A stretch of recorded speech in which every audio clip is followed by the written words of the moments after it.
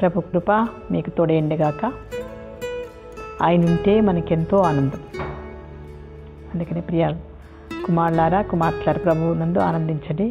నీ ఉంటే నాకు చాలునేసయ్యా, నీ వెంటే నేను ఉంటానేసయ్యా, నీ మాట చాలయ్యా, నీ చూపు చాలయ్యా, నీ తోడు చాలయ్యా, నీ నీడ చాలయ్యా. ఎంత కష్టమొచ్చినా నిష్ఠూరమెదురైనను.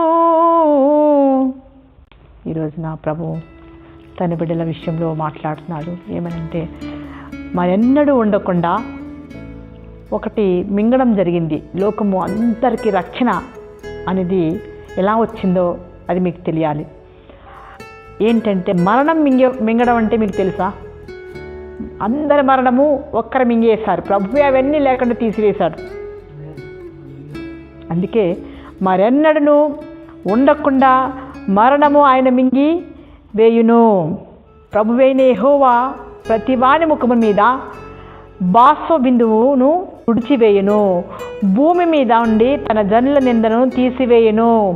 ఈలాగన జరుగునని యెహోవా సెలవిస్తున్నాడు.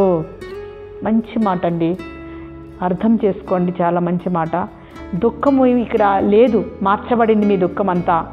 ఇంకా పునరుత్థానం అనేది దాని ద్వారా పాత స్వభావాలన్నీ పూడ్చివేసుకున్నాము. ఈ రోజున మరణము తొలగిపోయింది, దుఃఖము ఎగిరిపోయింది, నిట్టూర్పు తొలగిపోయింది. మరి ఏమొచ్చినాయి అంటే మన ఆయనలో లేకపోవడంతో దుఃఖము నిట్టూర్పు ఉంటున్నాయి. అందుకని ఆయన మర్చిపోకుండా ఉన్నట్లయితే ఇక మరణము మింగివేసింది నీ పట్ల దేవుడు మాట్లాడుచున్నాడు. దేవుని సన్నిధిలో మనం ఏ విధంగా ఉండాలో, ప్రభు యొక్క సన్నిధిలో పాతాళము వశము నుండి నేను వారిని విమోచించుతును. చూడండి, పాతాళంలోకి వెళ్ళా కూడా ఏడుస్తారండి జనాలు. అప్పుడు అక్కడి నుంచి కూడా దేవుడు ఎత్తుకొస్తాడు కొంతమందిని. అలాంటి దేవుడు అండి యేసు ప్రభు. పాతాళంలోంచి కూడా విమోచించే దేవుడే, ప్రత్యక్షపరుచుకునే దేవుడే.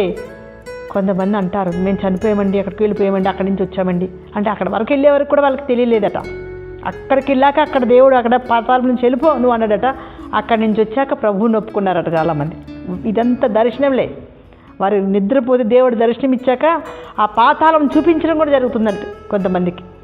అలాగే ప్రభువుని నమ్మిన వారు పాతాళ సమస్య నుంచి విడిపించబడ్డారని అర్థం. దేవునికి స్తోత్రం చెప్పండి.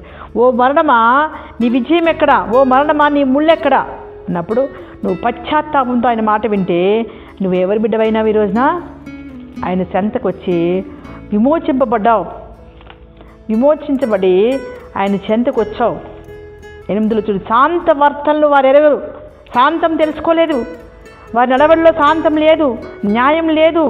తమ కొరకు వంకర త్రోవలు కల్పించుకున్నారు. అందుకనే వారు శాంతిని అందకపోయి ఉన్నారు.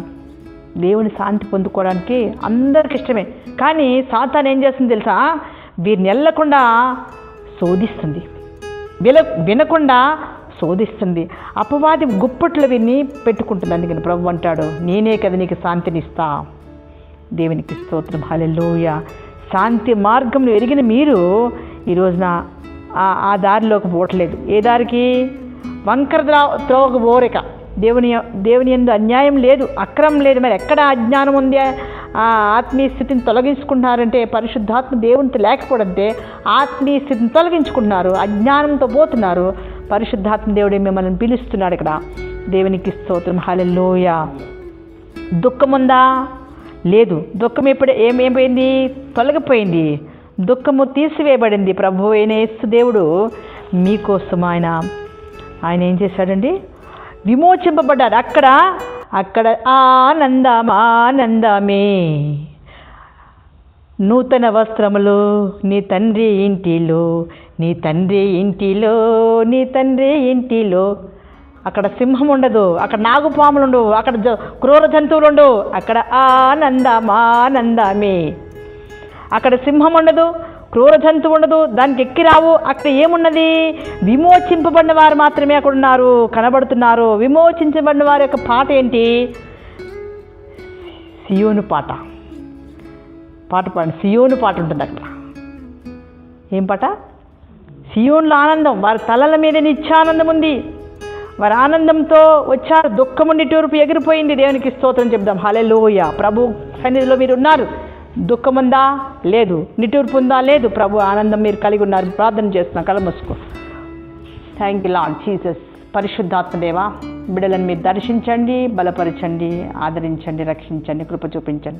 సమస్త మహిమ ఘనత ప్రభావాలు మా తండ్రి మీరే పొందమని యేసయ్య నీ శక్తివంతమైన నామం బట్టి ప్రార్థిస్తున్నాను. విమోచింపబడిన వారు బిడ్డలందరూ కూడా ఇక మరణం లేదు, దుఃఖం లేదు, కొట్టబడింది నాయన. ఇంతవరకు విన్న మాటలను బట్టి బిడ్డల్లో నీ శక్తిని, నీ ధైర్యాన్ని, నీ యొక్క సన్నిధిని వీరు కలిగి ఉండాలి. విమోచింపబడిన వారుగా వీరికి ముద్ర వేసి నీ బలిష్టమైన స్థాల్లో భద్రపరచమని, మీరే మహిమ పొందమని యేసయ్య నీ శక్తివంతమైన నామాన్ని బట్టి ప్రార్థిస్తున్నా తండ్రి. ఆమేన్.